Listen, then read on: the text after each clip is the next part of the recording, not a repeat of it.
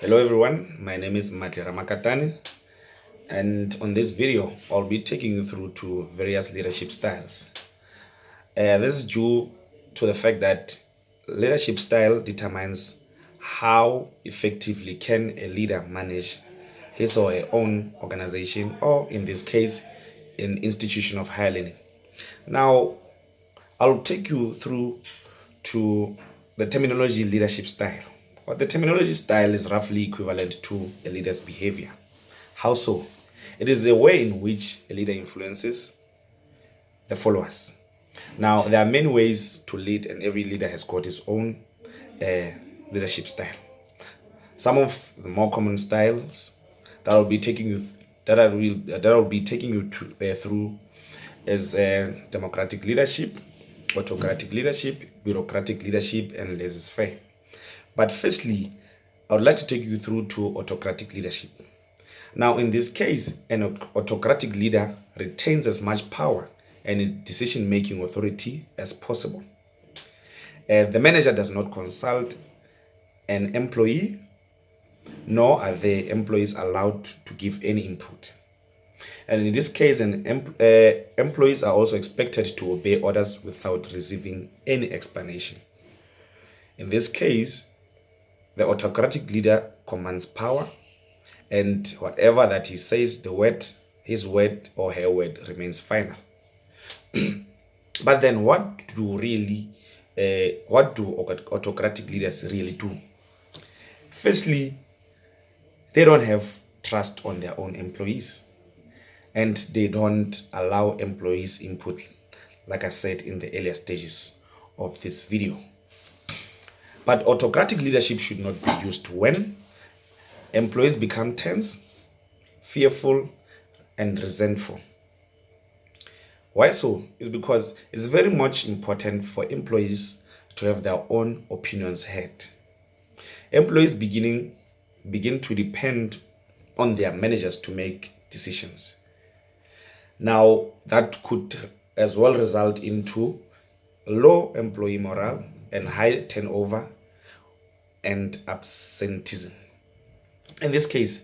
But of course, as much as there are pros and cons, but let me just take you through to the advantages of autocratic leadership.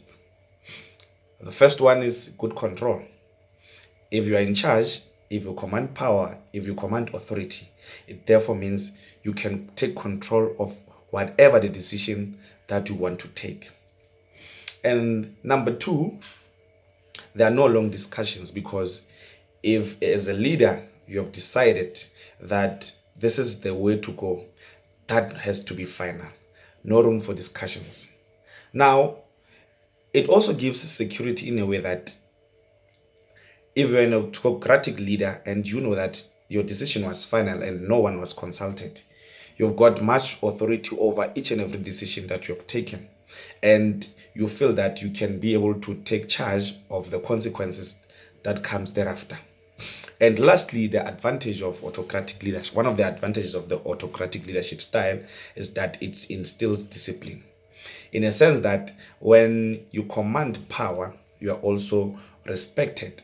And when you take charge of whatever the decision that you take as an autocratic leader, there's a high level of discipline amongst your group members, which is going to also be important in making sure that your leadership style advances much and gives power and gives authority and gives a better way in which you can manage an institution of higher learning as an autocratic leader. But of course, seemingly there are very more, or if I would say, for lack of a better word, disadvantages of autocratic leadership. One being defiance. If you are a member of a team and you are a leader of a team, and you impose each and every decision without consulting any member of your team, there's a likelihood that in the near future those members will defy you.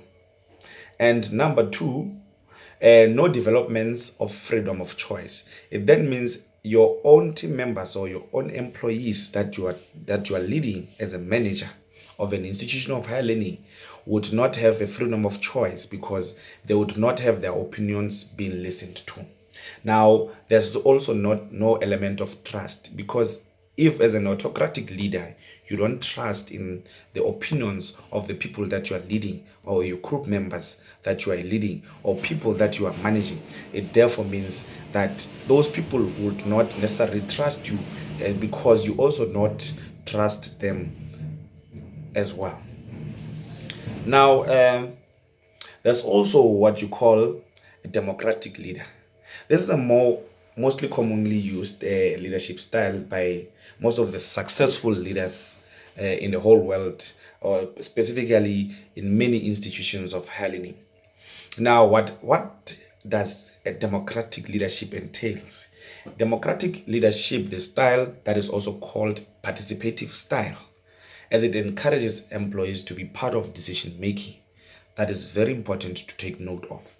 The democratic manager keeps his and her employees informed about everything that affects their work and shares decision making and problem solving responsibilities. This is a more participatory way in which a leader would best make sure that he manages his people very well, or rather, the people that he's leading are very comfortable in whatever that they do. Now, one of the few advantages is that, compromises are agreed. It therefore means that if people's views are being entertained, as a leader, you would make compromises just to make sure that you also accommodate the views of the people that you are leading. It is also motivating, because if you listen to opinions of various people that you are leading, it motivates them, because some of the decisions that you will take would be the recommendations as per their opinions.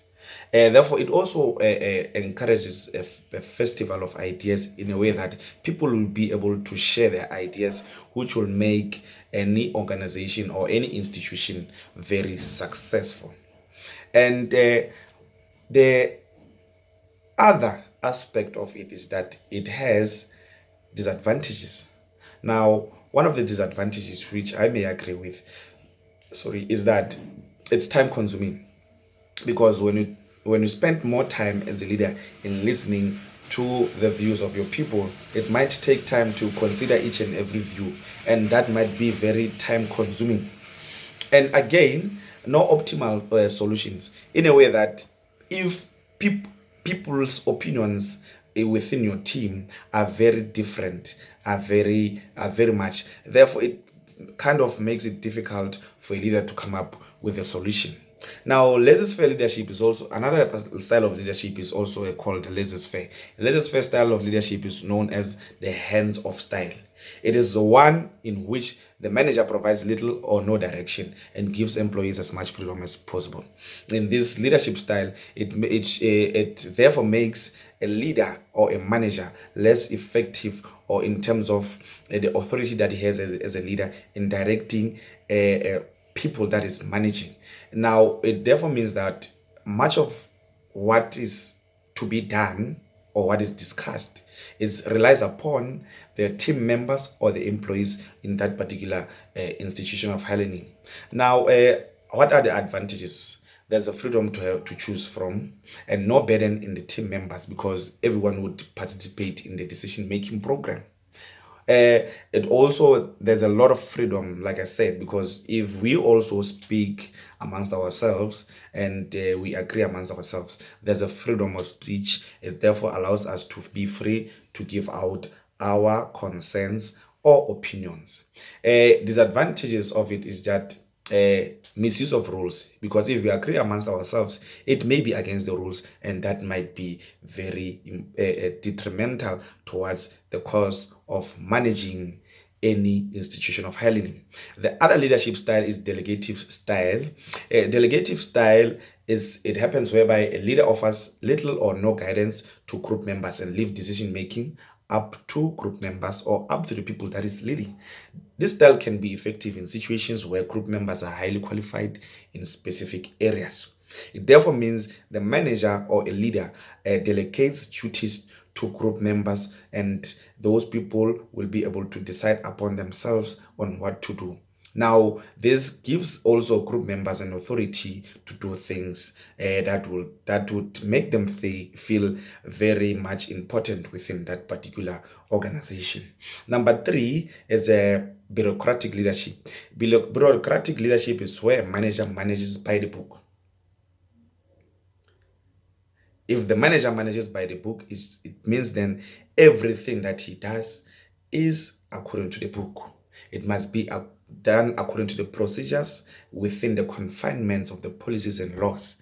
Now, this is very much important because as much as we may agree amongst ourselves as group leaders in a democratic way or in a delegative way, but it's very much important to make sure that each and everything is done according to the book. Now, this is one of the leadership style that I admire, because as much as we may discuss amongst ourselves and agree amongst ourselves as a team and as a leader among us, but what needs to happen is that everything that we do must be according to the books.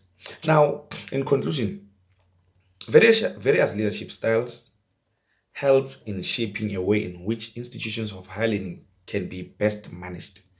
Management requires an understanding of various leadership styles. If you understand various leadership styles, you know when to use any leadership style for the best benefit of your institution of higher learning that you are managing. Therefore, that can be able to assist in betterment of your management as a manager or as a leader of any organization. Now, I hope that this video has been very educational to all the aspirant leaders and to all aspirant managers in institutions of higher learning, in a sense that as a leader, you have to know what style to be used and on what or what style of leadership can be used, and what situation can that leadership style be best used, and what are the desired results as in when you apply each and every leadership style to the betterment of your managerial skills as a leader and the livelihood of the organization that you are leading or an institution of higher learning that you are leading. In my next video, I'll be taking you through various aspects of leadership, but I hope that this video has been very much educational enough.